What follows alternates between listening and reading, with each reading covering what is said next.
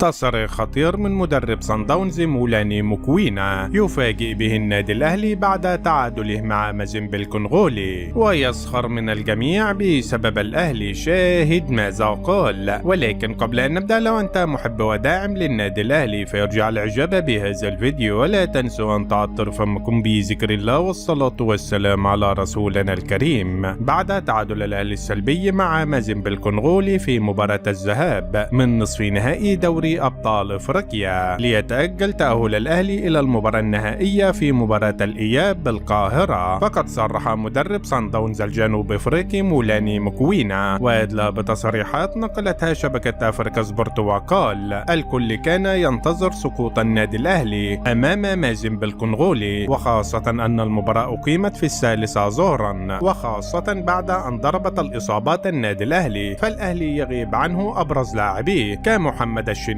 وياسر إبراهيم ومروان عطية وإمام عاشور وحسين الشحات وبيرسي تاو. وأنا شاهدت ردود الأفعال في مصر بعد هزيمة الأهلي من الزمالك، فالإعلام المصري خاصة تحدث أن الأهلي سيسقط أمام مازيمبي، ولكن نحن كمنافسين للنادي الأهلي نعرف أن الأهلي لا يسقط بهزيمة أمام غريمه الزمالك أو بغياب أبرز لاعبيه، فالأهلي لا يعرف اليأس أبدا، فالأهلي كالأفعى يلدغ ولا يموت. وأعتقد أن الأهلي وضع قدما في المباراة النهائية وسيحسم التأهل في مباراة الإياب أمام جماهيره، وستكون مهمة مازيمبي الكونغولي معقدة للغاية، فأنا واجهت مازيمبي في دور المجموعات وهزمته بثلاثية في بريتوريا، وأعتقد أن الأهلي قادر على هزيمة مازيمبي بنفس هذه النتيجة، فأنا لا أرغب في مواجهة النادي الأهلي في المباراة النهائية في حال تخطينا الترجي التونسي، لأننا نعلم جميعا عندما يتأهل الأهلي إلى المباراة النهائية فسوف يتوج بها حتما، مثل ما فعل أمام الوداد في العام الماضي. وفي النهاية شاركونا بآرائكم في خانة التعليقات، ولا تنسوا الإعجاب بهذا الفيديو والاشتراك في القناة ليصلكم جديدنا.